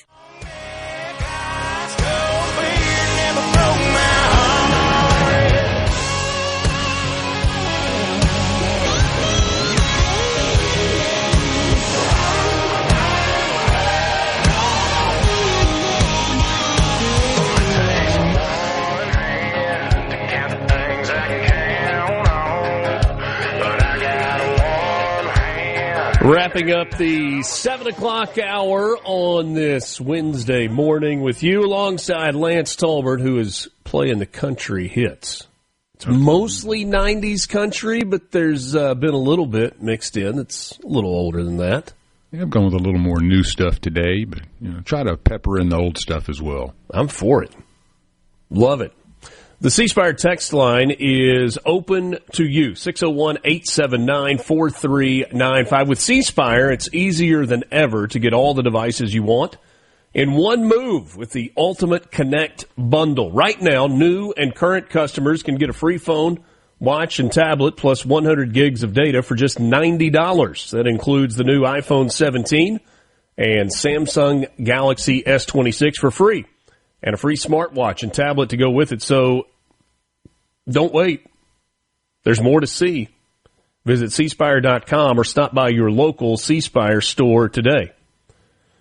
Got a couple of messages from friends this morning, not necessarily on the C Spire text line, but on my C Spire phone. One said, market futures look good. Yes. The markets, not just in the United States, but around the world, I know you're shocked by this, they respond positively to the possibility of stability. Markets don't like volatility, and the ceasefire in Iran points to potential stability, and markets react accordingly. Also, on the roundabout conversation, this is a Lafayette County resident that said, what about roundabouts when they have 3 cars from Calhoun and Union counties when you're talking about the ones in Oxford? For the longest time, we have talked about Tupelo as a place where the population swells during the day. North Mississippi Medical Center, the furniture marts, or I guess the furniture mart and some of the construction, and some of that is lessened a little bit. But Tupelo is a place of about, 35,000, maybe 35 to 40,000 full-time residents. And yet, during the day, the population of Tupelo during the work week, swells to over 100,000. We've talked with Todd Jordan about that before. Oxford has become similar in that regard. Oxford, about 30,000 full-time residents, plus another 25,000 students. But the population of Oxford swells to about 100,000 during the workday.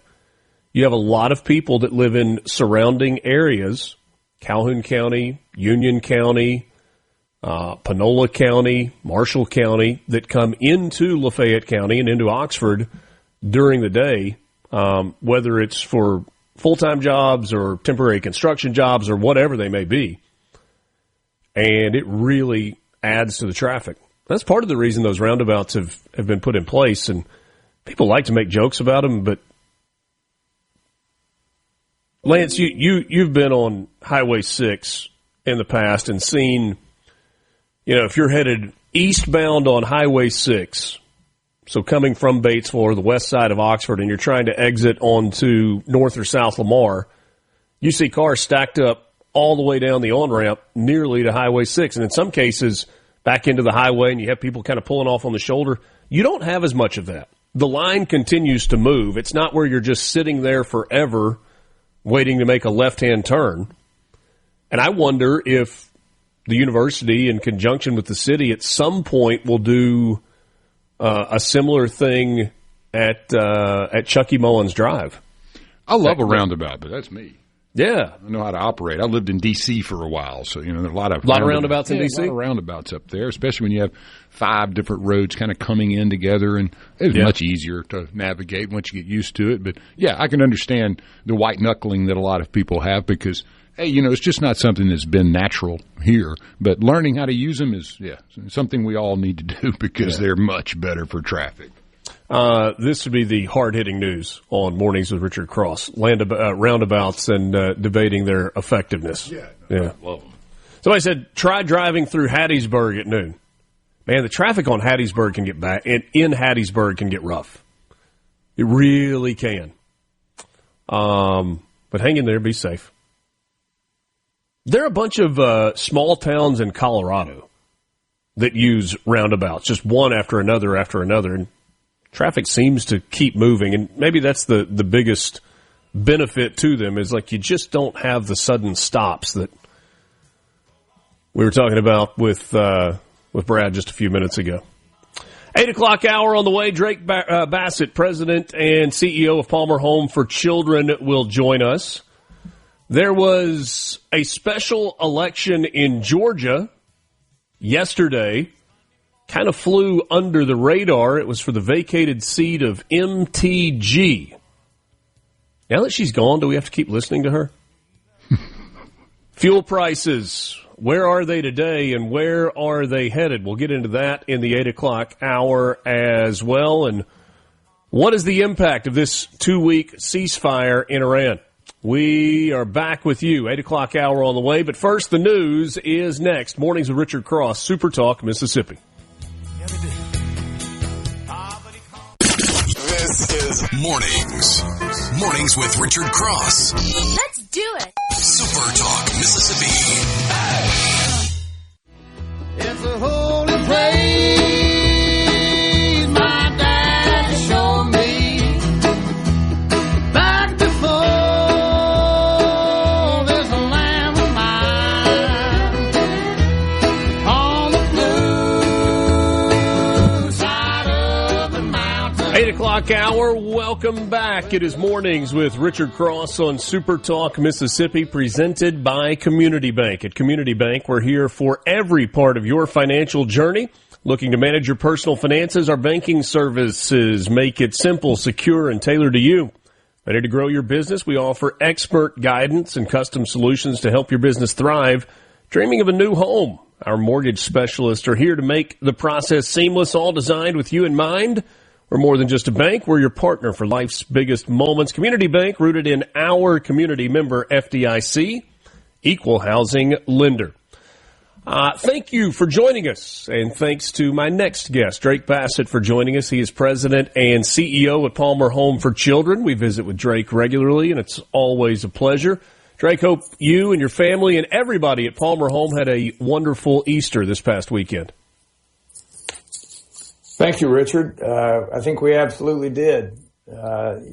Sugar goes a long way around here, and we try to keep it measured. But Easter is a special day, and of course, it's an opportunity to talk to kids about what Easter is all about, and that's part of what we do too. I think helping children who may not have ever understood either the Christmas story or certainly what Easter is about, but that's a part of our regular programming here in terms of introducing, God to children in a way that makes sense.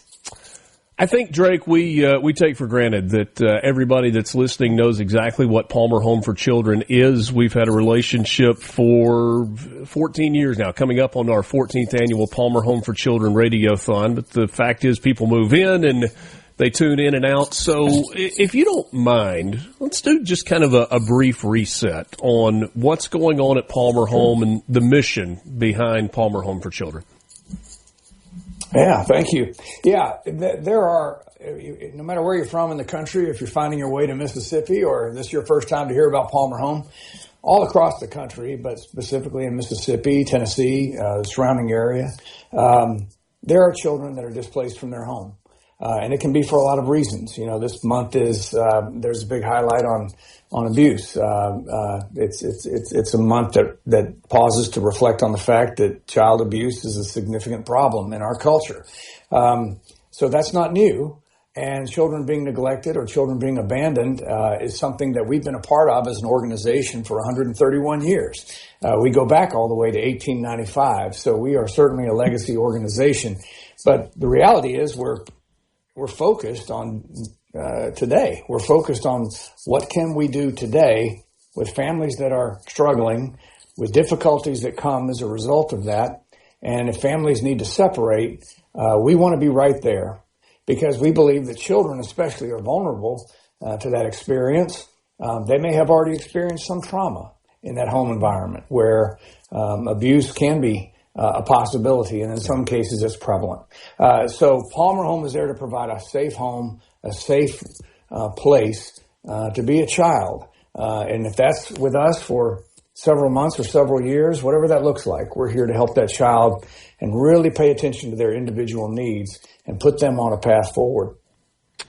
It may be that you guys have changed the name of what you call this, but one of the things that has struck me through the years is what, at least at one point, was called the Whole Child Initiative, where it wasn't just one particular piece of, dealing with whatever has been in that child's past, but there are multiple things that go into that whole child focus.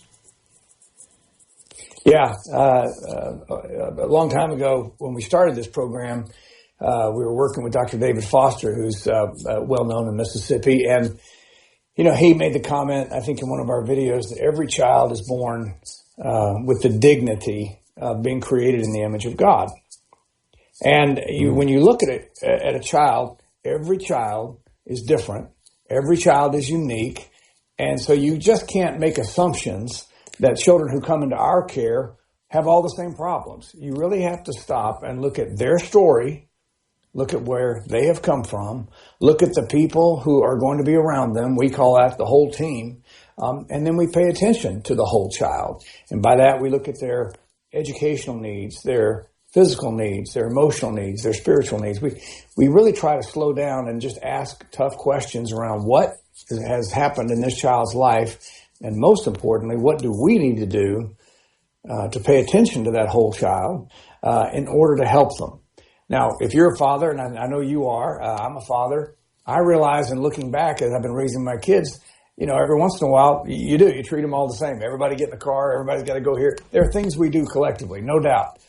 But when you slow down as parents, you notice that there's a difference between your daughter and your son. You notice that their personalities are different, that their needs are different, that their emotions are different. Same thing with the children that we care for. And I think that's really important because these children, by no choice of their own, have found themselves in this situation and they don't feel very seen. In fact, they're very concerned that, does anybody care for me? Why am I here? What's wrong with me that I can't be with my family or that my family chose to be separated from me? Those kind of questions are running through our children all the time. And so our job is to recognize that personality, lean in, and start providing the kind of connection and the support, the affirmation, and the love that every human being needs to know that they're important. Visiting with Drake Bassett. I just gave you a new last name. Drake Bassett, President and CEO. That's the first time that's happened. Yeah, President and CEO at Palmer Home for Children. We remind you that our 14th annual SuperTalk Mississippi Palmer Home Radiothon is on Thursday, July 16th. We hope that you will put that day on your calendar, make a note in your phone, and plan to be part of that very special day. When you talk about recognizing the differences in children and recognizing what they need, there are a lot of people at Palmer Home that are part of that whole team that you mentioned a second ago. But the tip of the spear is the house parents, the ones that are with them every single day. And you've got house parents that come from different backgrounds, They're at different ages. You've got young parents who have their own children. You have grandparents, and you've got everything in between. That is or at least has been an ongoing need for you, for people who are willing to take on that mission, that area of service within their life and for their family. Where are you right now in terms of needs related to house parents? Yeah, well, my message for 14 years is we always need house parents, because the more house parents we have, the more children we can serve, right? But there is a need, an opportunity, I guess I would say, for us to have more house parents. And I think what you were talking about earlier when we talked about the whole child is we're talking about people who are willing to come into an environment and bring their own life and bring their passion, but also be willing to learn what it takes to serve a child who's come out of an environment like that. It's not just a matter of come in and here's the keys to the house and you just kind of be who you need to be. No, we all work together here as a team to learn things together. And we're excited when people come in and recognize that, hey, I have the opportunity to actually learn some skills, to work with a child who's come out of a difficult situation, but to be present for them every day, to be there at the dinner table, to maybe show them for the first time what it looks like for a married couple to be together and to be nice to each other and to support each other. Not that they're not human, but the reality is that, you know, these are things that I don't think people realize. When you come to serve as a house parent, you are truly impacting the life of children. I was just talking with one of our house parents' dads last night, you know, and he was telling us about how happy he was that several of these boys had really jumped into some weed pulling over the weekend and doing some work and stuff like that. And I said, yeah, I bet they were really happy. He said, well, you know, he goes, not at first.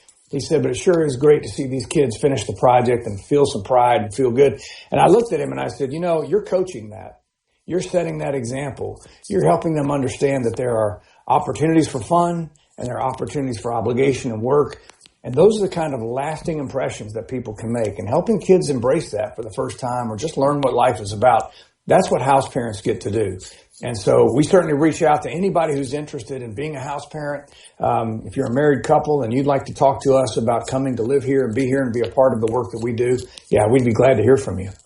Drake, last thing for you. We've got about a minute left. You guys do celebrations quite well. As parents, one of the coolest things we get to do is celebrate our children's accomplishments, and that happens, you know, whether it's sports related or academic related or graduation related. It's been cool to watch kids grow and graduate from high school and move on to whatever's next. You got graduates that are getting close to the end right now?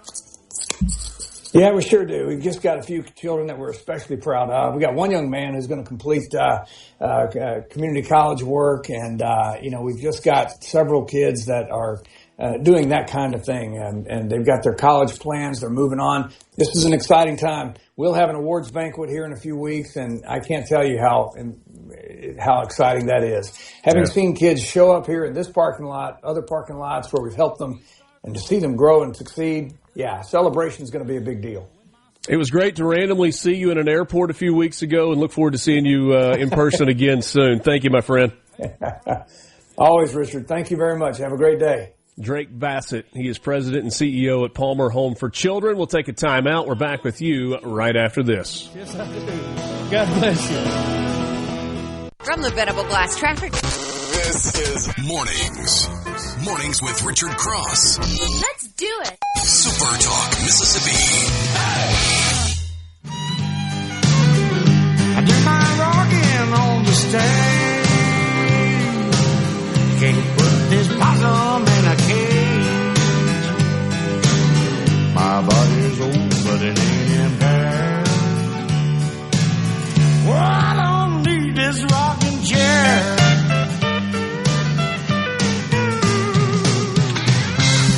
Back with you. It is Mornings with Richard Cross, presented by Community Bank. Always enjoy the conversations with Drake Bassett. The good that is happening on a daily basis at Palmer Home for Children is something that warms my heart, and I hope it does yours as well. And I say that I hope it does yours as well, not just because of what's happening there, but because of the role that you have played in what is happening there with incredibly generous donations, with involvement, with prayers, with spreading the word about the good things that are happening at Palmer Home for Children. Really some exceptional stuff going on there, and so many of you have chosen to be part of it, and hope you will do that again this year on July 16th for the 14th annual Palmer Home for Children Radiothon. It's going to be great. It is going to be great. This afternoon, Sports Talk Mississippi will be live at Scruggs Farm, Lawn and Garden in Saltillo for their Drive Green Spring Sales Event. Check out their green savings on John Deere zero-turn mowers.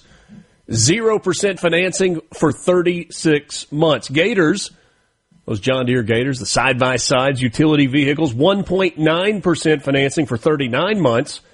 And you can get 0% on compact tractors for 72 months. That is 6 years.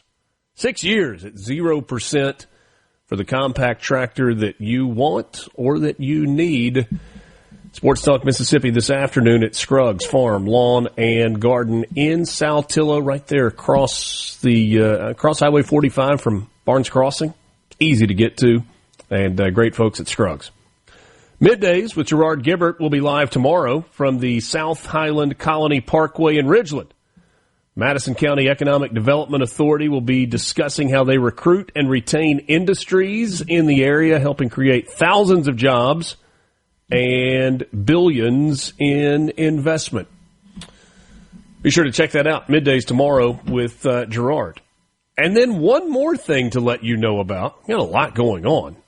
Two music giants, Post Malone and Jelly Roll, will be making a stop at Vaught Hemingway Stadium on the Ole Miss campus on Friday, June 5th. Joining them in Oxford will be country music singer Carter Faith.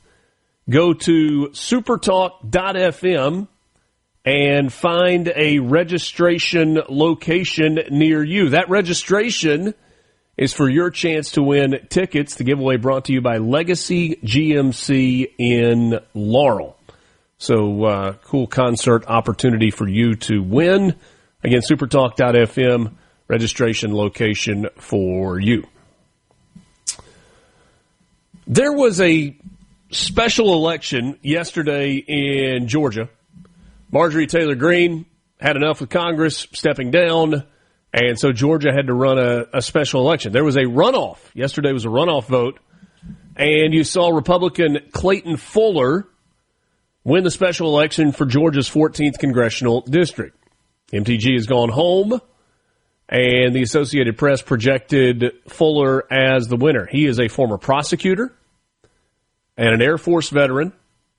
He beat Sean Harris in the runoff. 56-44 was the margin. So about a 22-point win. Is that right? About a 12-point win for Fuller over Harris. So the question is, should that outcome, that margin, be concerning? And the reason you ask that question is Marjorie Taylor Greene won re-election in 2024 in that district by about 29 percentage points. Donald Trump in 2024 won re-election, technically re-election, by 37 points. It is a deeply conservative district. Is the 12-point margin of victory for Fuller over Harris significant? A couple of factors that would tell you no, it's not. Donald Trump wasn't on the ticket, first and foremost. And so you're going to have a much lower turnout. And that's something that I think looking to 2028 better be a concern for Republicans. You remember the get out the vote effort, the grassroots effort to get voters registered and get them to the polls in 2024. Will Republicans have that same level of enthusiasm for whoever the candidate is in 2028? That's going to matter a lot. there is not going to be a Donald Trump, for good, for bad, or otherwise, on the ticket in 2028. And that cult of personality that goes along with it. He is different than any politician any of us have seen in our entire lifetime. Some of you would say, yes, he is different in that he is the spawn of Satan. He is nothing but terrible. Anything that comes out of his mouth is a lie. Some of you, on the opposite end of the spectrum, would say he is simply an angel sent by God to run the United States and has been persecuted nonstop along the way. And most of you would be somewhere in the middle. Would absolutely agree that there are things that Donald Trump has done and has accomplished that are exceptionally good for the United States and had not been accomplished or could not be accomplished by any of his predecessors. Some of you who can say that in one breath, in a similar breath can say, and yet some of the things that he does drives me crazy. I don't need a president dropping F-bombs in social media posts on Easter Sunday. I don't need him celebrating, seemingly, the annihilation of an entire civilization, even if it is part of the art of the deal. Regardless of how you feel about Donald Trump, you cannot argue that he is such a massive presence and won't be on the ticket. That was kind of a side route, off in the weeds a little bit, to does 56-44 matter? A 12-point victory for Republican Clayton Fuller over the Democrat candidate Sean Harris to fill the seat vacated by Marjorie Taylor Greene, that she won by nearly 30 points and Trump won by 37 points. Is the outcome of this a referendum on Trump and where he currently stands with the Republican Party? There are a lot of people that would say yes. I think that I would argue no. And the reason that I would argue no is there is no other Donald Trump. There's nobody like him. There's nobody that rallies a base the way that he does. I don't think there's anybody that creates adversaries as bitterly opposed to him as he does, and all of those things factor into turnout at the polls. But if the question is about 2026 midterms, does the fact that this was a 12-point victory in a solid red district mean that Republicans should be concerned? No. But if Republicans aren't concerned about midterms right now, you are doing it wrong. You are not paying attention. And oh, by the way, it's not even necessarily a referendum on Donald Trump and the Republican Party. I would say it's more a referendum on Republicans in Congress than it is on the president himself if Republicans lose the majority in the Senate and or the House. I thought it was interesting when Peter Costa said a couple of weeks ago, he thinks that he thinks that Republicans are going to lose the Senate, but actually hang on in the House, which is a little bit different than what a lot of people are saying. A lot of people thinking that the House will be the one to go and that Republicans will somehow hold on to a very narrow margin in the Senate. You absolutely do not want to lose the majority in either chamber. But if you lose the majority in the Senate, and let's say it's 51-49 Democrats, is it really going to be any different than it is right now? Are Republicans going to accomplish less than they have accomplished in the Senate during the last year and a half? I'm not entirely sure that's possible. Opportunity squandered, but when the margins are so very narrow, it's really, really hard to get legislation done and to find consensus. What about prices at the pump and at the airport? We'll talk about that next. Since you're up early, you get the news first. Back to Mornings with Richard Cross on SuperTalk Mississippi and the SuperTalk app. There's a little church sitting back in the pines. I promised that girl she was gonna be mine. I wouldn't be surprised if she was standing there crying. I didn't know far enough for it to go so slow.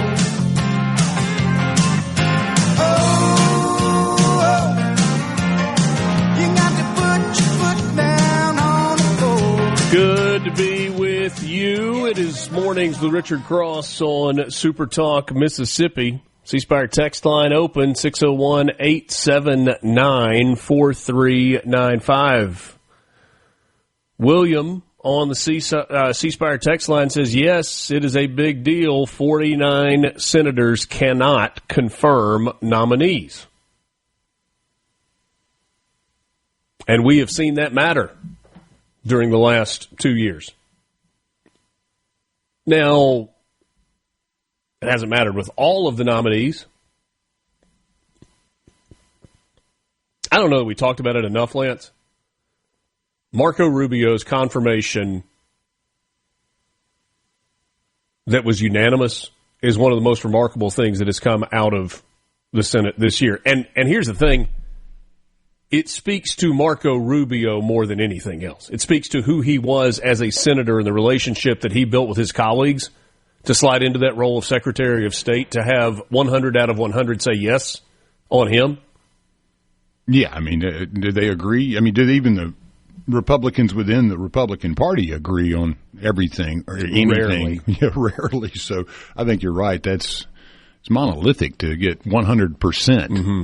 Yeah, that does Absolutely speak volumes to him, and obviously he's done a great job. He really has. And Mark Wayne Mullen, for that matter. He did not get unanimous support for his position at DHS, Secretary of Department of Homeland Security, but he got well over 60%. And so it's the controversial candidates where those vote margins are razor thin, where that can make a difference. And then Mose says this: if the Senate is taken by Democrats, they will absolutely kill the filibuster. We might as well do it now and pass the Save America Act.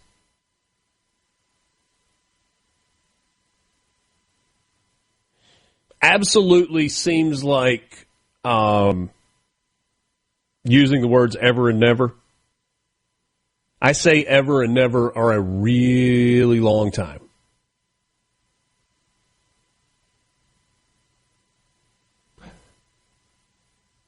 Mose, when you say they absolutely will kill the filibuster, I am reminded that the filibuster serves a purpose within the body of the Senate. And I know there are a lot of people that are not a fan of John Thune. I know some people who actually know him personally and who really, really like him, and yet they're a little baffled at the way his leadership has worked during this cycle, or as some would say, lack of leadership has worked during this cycle. But there's a reason that Republicans haven't nuked the filibuster and gone around it. And that is, the Senate is supposed to work in a particular way. I've cited multiple times J.D. Vance when he spoke at Ole Miss back in the fall,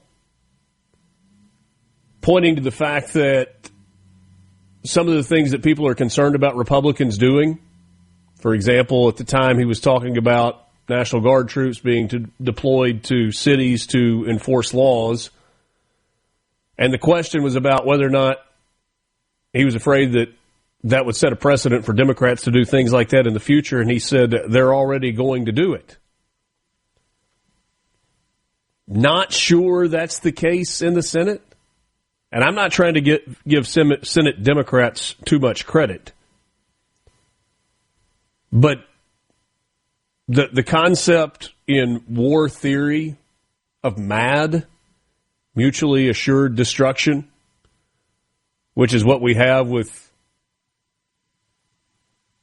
nuclear-powered countries, countries with nuclear capabilities, countries with nuclear weapons. You can only push another so far because in the event of nuclear war, both sides have got it, and both sides' destruction is mutually assured. It's kind of what the filibuster and getting rid of the filibuster is involved with in the Senate. Neither side is going to have the majority forever, fortunately or unfortunately. And if you get the nuking of the filibuster by one side or the other, you have to remember that the other side will have that ability in the future. And once the toothpaste is out of the tube, there's no putting it back in. Walter in Tupelo says, I consider myself pretty middle of the road, lean conservative in some areas, a little more liberal in others, and I'd vote for him in a heartbeat. That is for Walter. Walter is talking about Marco Rubio.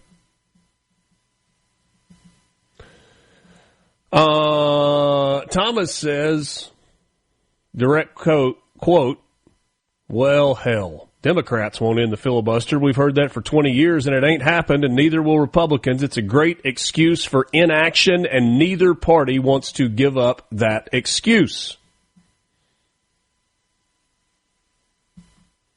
Thomas, you know that I do not agree with you on everything. I might not even agree with you that often. I kind of think I agree with you on this.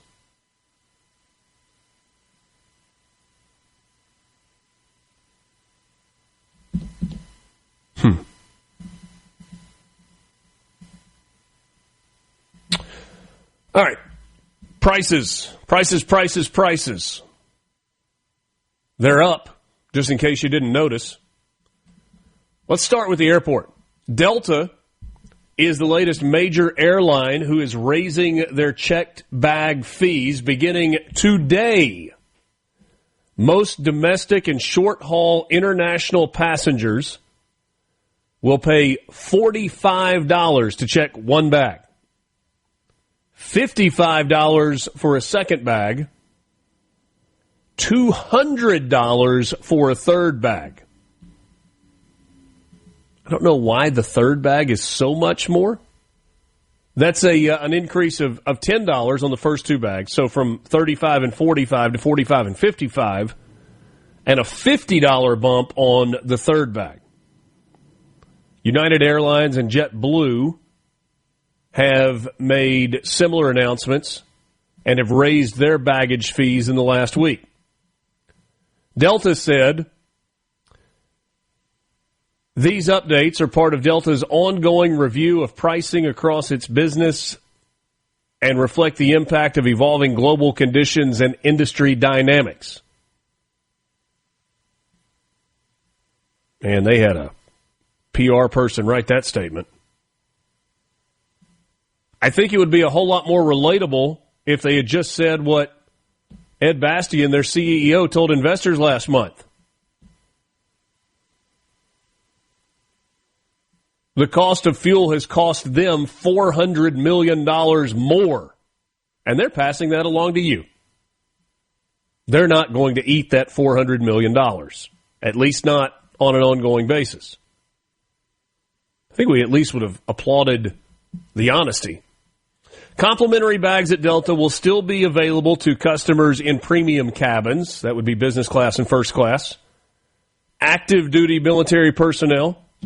Those with Delta Airlines credit cards and certain loyalty tiers. The higher tier level you are, the more likely you are getting free baggage or reduced baggage fees. By the way, just in case you didn't know,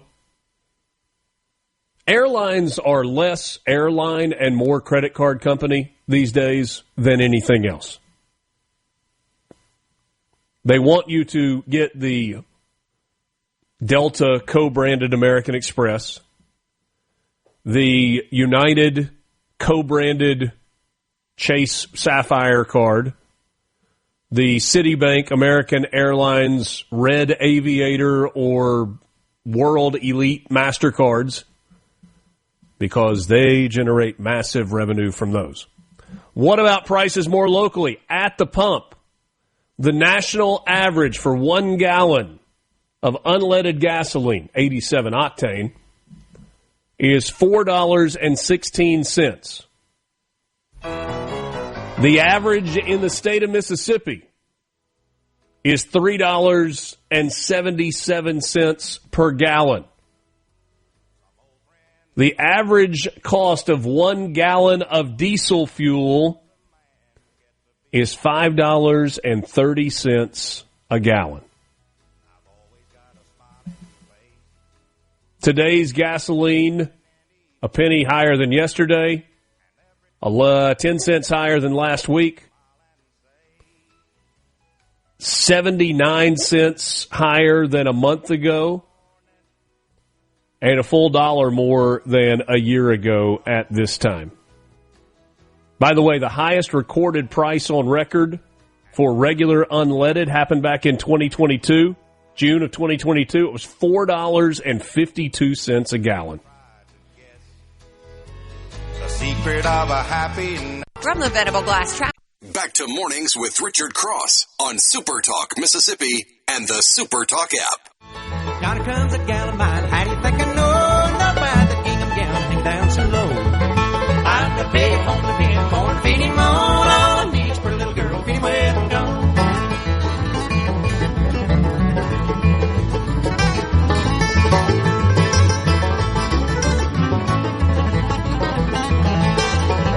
Last time with you on this Wednesday morning. You can join the conversation on the C Spire text line, 601-879-4395. Rod in the Delta, would it be cheaper to FedEx your luggage to your destination and back home?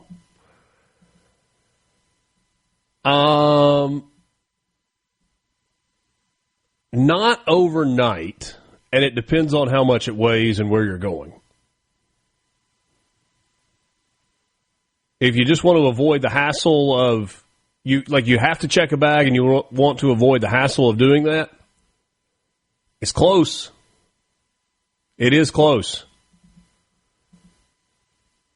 Things are looking up. Gas is up. Groceries are up. Crime is up. I'll take that over a nuclear Iran.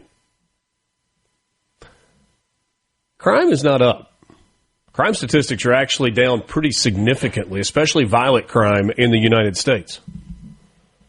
Couldn't have anything to do with stopping the flow of illegal immigrants into the United States. Couldn't.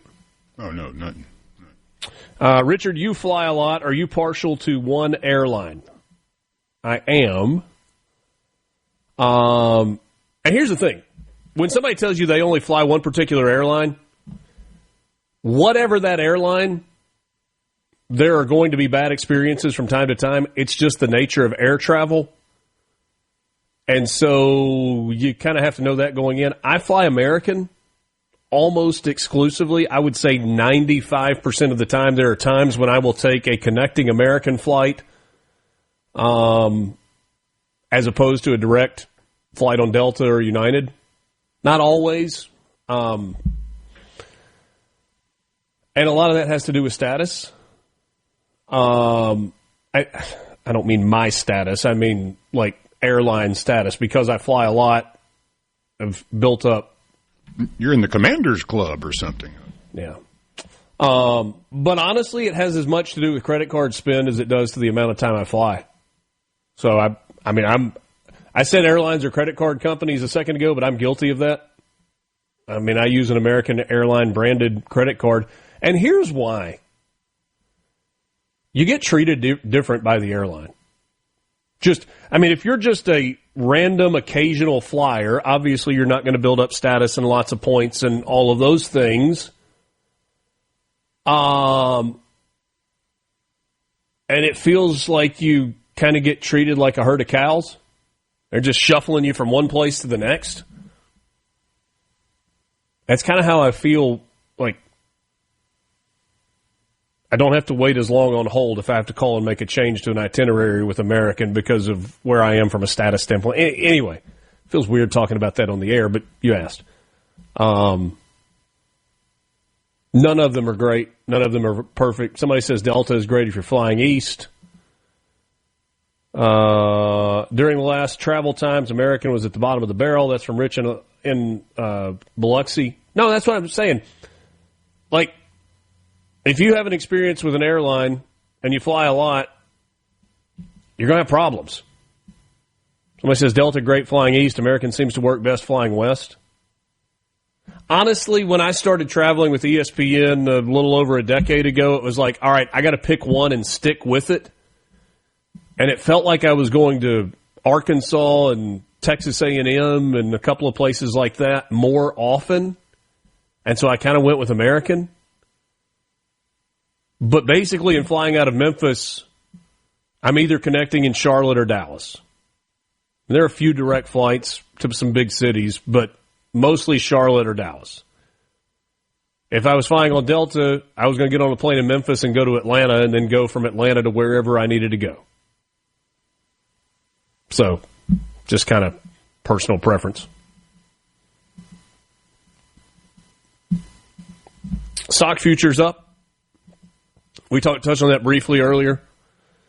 Kind of up and a little down, I guess. U.S. oil futures got as low as $92.83 a barrel. And they've kind of climbed back up and settled around $97 a barrel. That's U.S. crude, not Brent crude, which is kind of the international standard. But global stock markets were up across the board this morning. The S&P's up, the Dow's up, everybody's up. And that's on the news that the war may be ending. Maybe. How confident are you that the conflict in Iran is done, Lance? My confidence in Iran doing what they say they're going to do is zero. Yeah. I'm kind of with you. I don't know if it's zero, but it's pretty close. I'm at zero. But that can change if they actually live up to something. Evidenced by the fact that you announce a ceasefire and then they start shooting rockets at neighboring countries. Yep. It's like, well, when does the ceasefire go into effect? Because we want to get this last volley in before it's official. William says life was good when Memphis was the Northwest hub and a Delta hub. Yeah. Yeah, there are a lot of people that miss the days of Northwest as a hub flying out of Memphis. You could go direct to almost anywhere in the United States and to Amsterdam. Thanks for being with us. Wednesday show in the books. Mornings with Richard Cross, presented by Community Bank. Have a great day. A SuperTalk Mississippi media production.